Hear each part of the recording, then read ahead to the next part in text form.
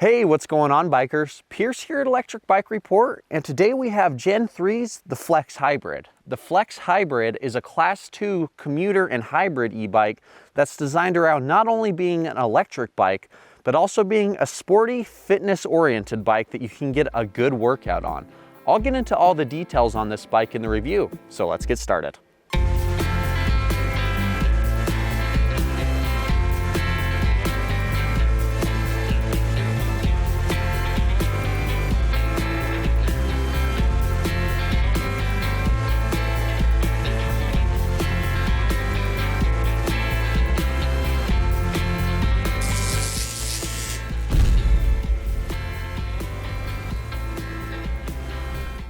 So the Flex Hybrid is going to be a great e-bike for those who are wondering if they can still get exercise on an e-bike.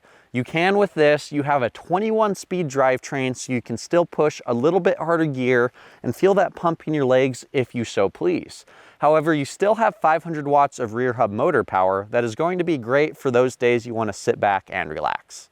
So as I mentioned, the Flex Hybrid comes with a 500 watt rear hub motor. This rear hub motor is capable of producing up to 900 watts of peak power at its peak. That's just for a little bit amount of time. So I would expect a little bit more around that 500 watt range normally riding. However, it is good to see that this motor can produce a little bit more of a punch when it needs to. To get a good idea of how this motor really does perform, we took it to one of the steepest hills in town known as Hellhole.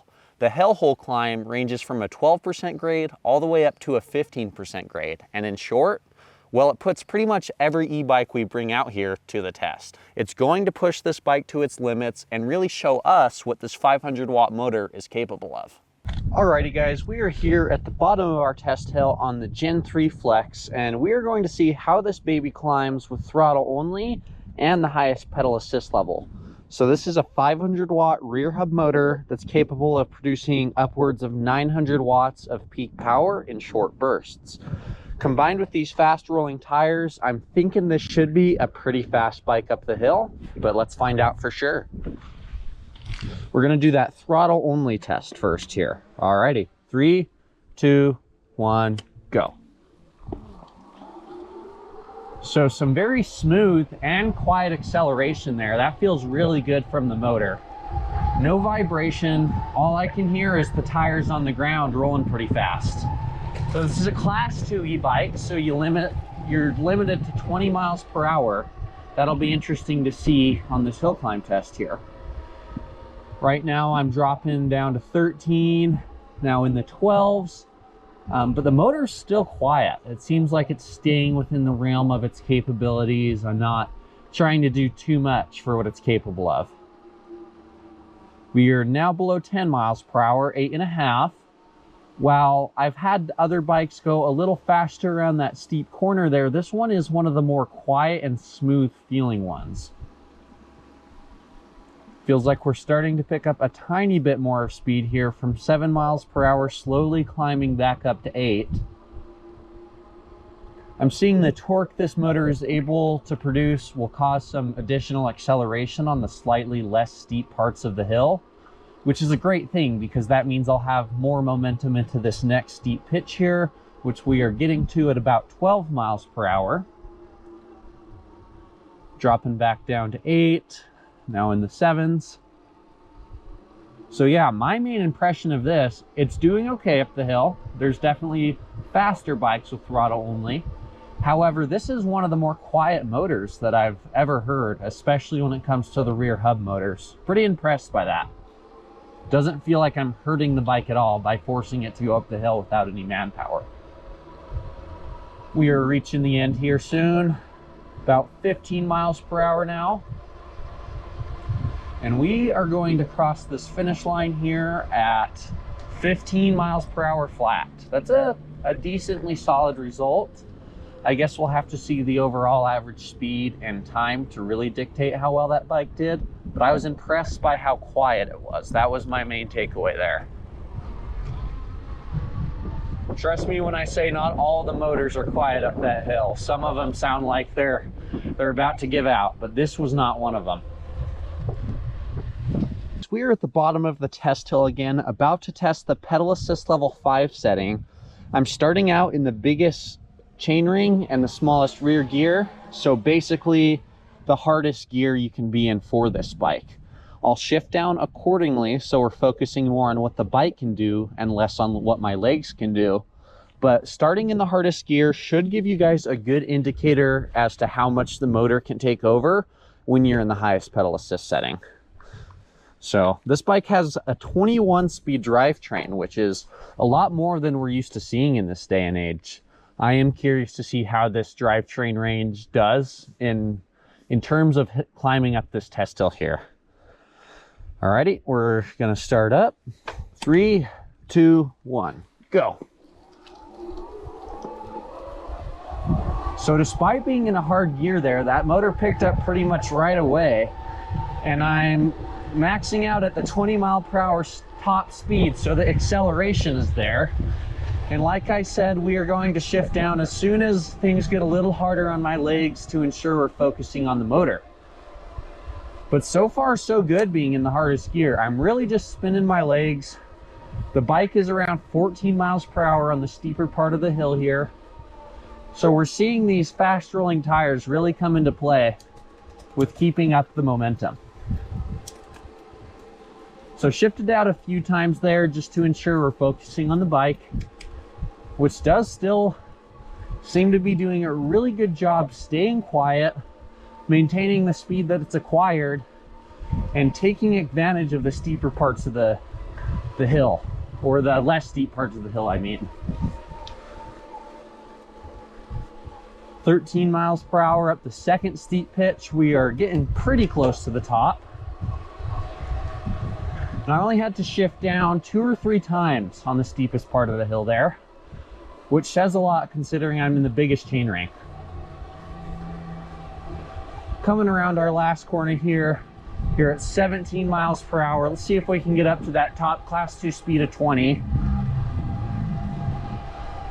And we crossed the finish line at 17.7, 17.8 miles/hour. If I was pushing with the bike up that hill, that might be one of our faster bikes. One of the things that Gen 3 focuses on with this bike is still giving it a gear range where you can get a proper workout in. However, I know one of the main appeals of electric bikes is the fact that you don't have to work super hard on hills, and we saw that right there. So when I climbed our test hill in throttle only, I reached the top in 1 minute and 38 seconds with an average speed of 11.1. The main thing that I noticed during that hill climb test wasn't really my average speed or my overall time. It was how quiet the motor was. Despite me slowing down to around 5 miles/hour at one point, I really did notice how quiet this motor was. It never felt like it was going to give up on me, nor did I feel like I was pushing it out of its realm. This is really good because it feels like I have a quality motor below me, not one that's going to give out if I really push it. When I climbed our test hill in pedal assist level 5, the highest pedal assist level, I reached the top in 1 minute and 15 seconds with an average speed of 14.5 miles/hour. Similar to the other test, I really noticed how quiet the motor was, but on top of that, I was very impressed with how smoothly it engaged. At the bottom of our test hill, despite being in the hardest gear, I got pretty much instantaneous acceleration, and I was able to get up to the top speed of 20 miles/hour before I entered the hill.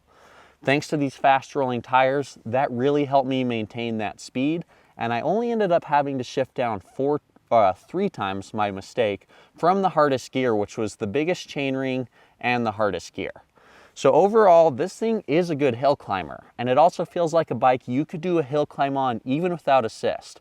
That's because it has a very wide gear range, and it also has fast rolling hybrid tires. So the Flex 3 Hybrid comes with a 48 volt 10.4 amp hour battery.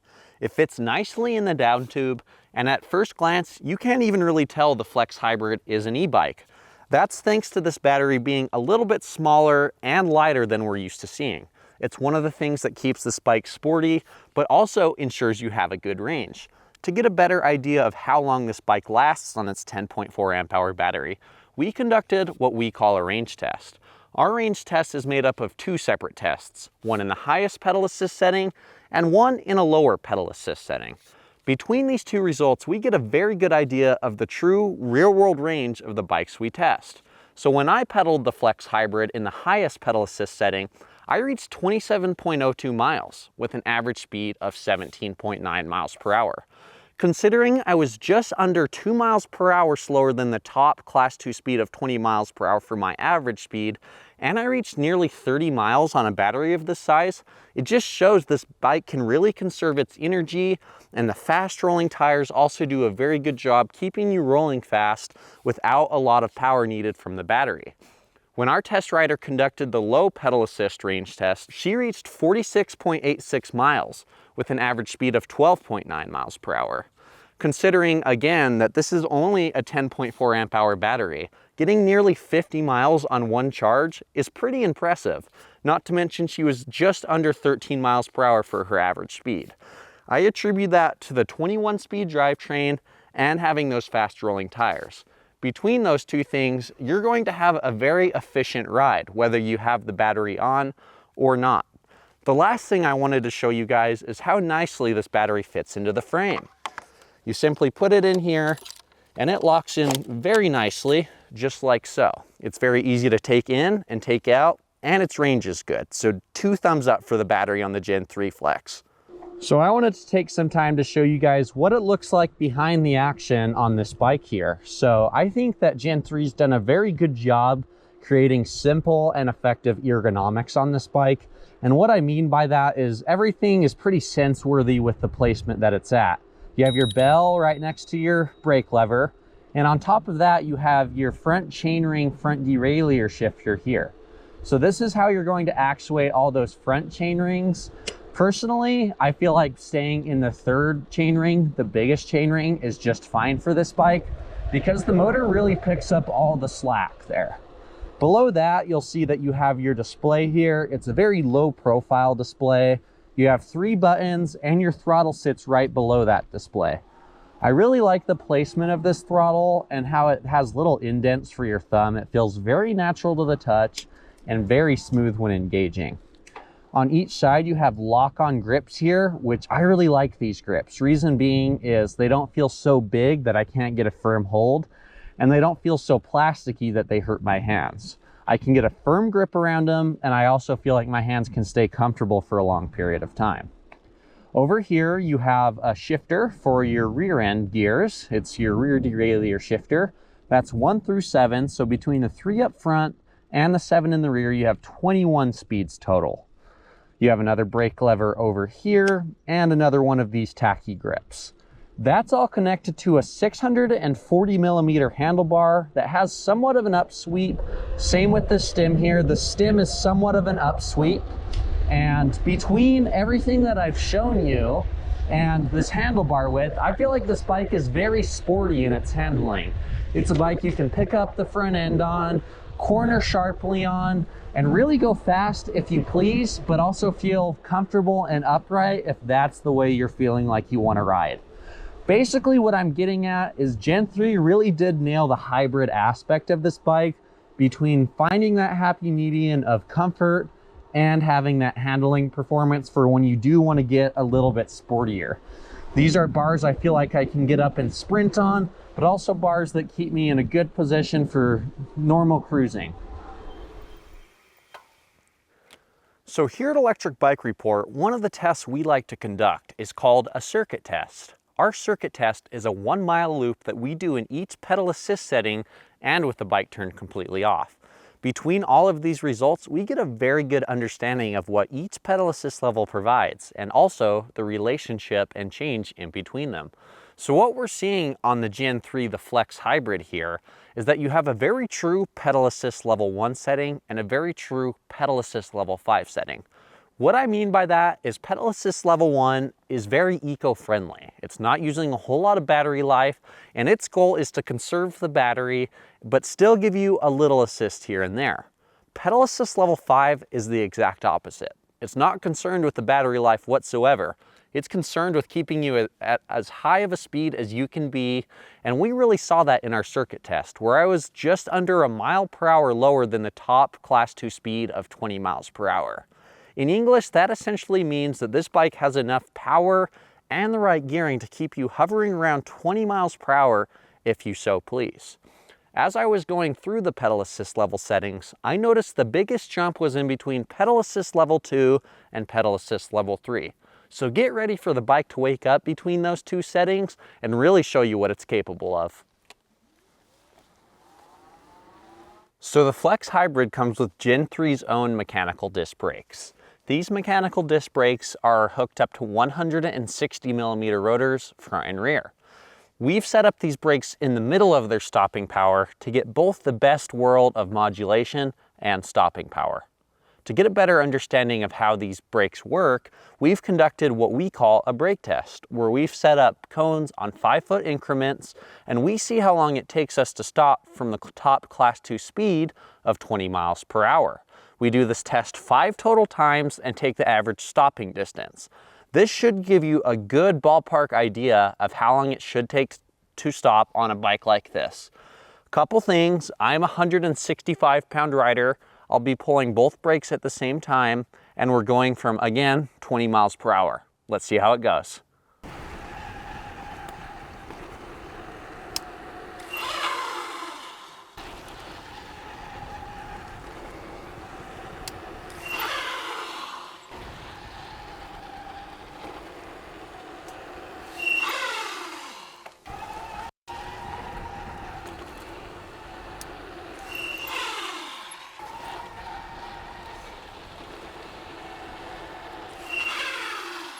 So I just finished up the brake test. Again, that was 5 total tests, all from the top Class 2 speed of 20 miles per hour, pulling both brake levers at the same time. These mechanical disc brakes were set up about in the middle of their stopping power range to get the best of both worlds with modulation and stopping power. After those 5 total tests, it ended up taking me 19.5 feet to stop on average. Now, the brakes locked up a lot sooner than the bike stopped, and because these tires are semi-slick and fairly thin, they did skid a little bit. So I noticed the brakes lock up very quick. They felt very powerful. However, I did skid a little bit, and that's where you're seeing a slightly larger distance than you're used to seeing. I would probably recommend getting used to these brakes before you go full speed and try and stop. I feel like they're plenty safe and they're very easy to service as well. Mechanical disc brakes are easy to work with from home, or have your local bike shop mechanical cat real quick. It's definitely a lot easier than hydraulic disc brakes in that sense. I wouldn't mind seeing 180mm rotors on this bike. More stopping power never hurts, and with how fast this bike can go between its drivetrain and 500-watt motor, more stopping power is not a bad thing. With that being said, I think these brakes did just fine, and I liked the feeling of how quickly they locked up. It just took a little bit of time to slow down because of the skidding. So going a little bit more in depth in the handling, it's almost like a cross-country hardtail mountain bike in the sense that you have a 100mm suspension fork, and you also have fast-rolling tires around 2 inches wide. Between those two things, it feels sporty and a little bit more capable than maybe your more street-oriented hybrid. This feels a slight bit more on the cross-country mountain bike side, meaning you can probably take this on some tame single track if you wanted, but where this thing is really gonna thrive is on gravel roads and asphalt paved trails like so. Alrighty guys, we just finished up testing out the Gen 3 Flex Hybrid, and let me just say, I'm very impressed with this bike. While on paper and price point wise, it's very similar to some other bikes we've tested, I've noticed this bike has a lot more fun and capable handling characteristics. I think that's mainly due to the slightly wider than average handlebar for a bike like this, having 100mm of front travel, and also having these fast rolling but still off-road capable tires. That adds up to a fun bike to ride, and it's surprisingly lightweight for how much that you get on this bike in terms of electrical components. I think that they're doing a very good job giving the consumer a quality package for the price that you pay. Our test results weren't half bad either. The one that impressed me the most was probably our range test. Despite only being a 10.4 amp hour battery, this bike got very far on our range test. I got nearly 30 miles on the highest pedal assist setting, and our other test rider got nearly 50 on the lowest pedal assist setting. So if you're looking for a bike that's going to blur the line between e-bike and standard bike, help you either have a commuter where you don't have to work hard or a sporty bike where you can still get some exercise, this is a great bike to choose. It's not just in one box, it dabbles in many. You can do light gravel roads or really go fast to work. What I'm getting at is it's really up to you how you want to use the Flex Hybrid, and you really see it in its name, the hybrid. So with all of that being taken into account, I really appreciate you guys watching today. It means a lot when you stick around to the end of the reviews, and I really hope I could be of help to helping you choose the right e-bike for you.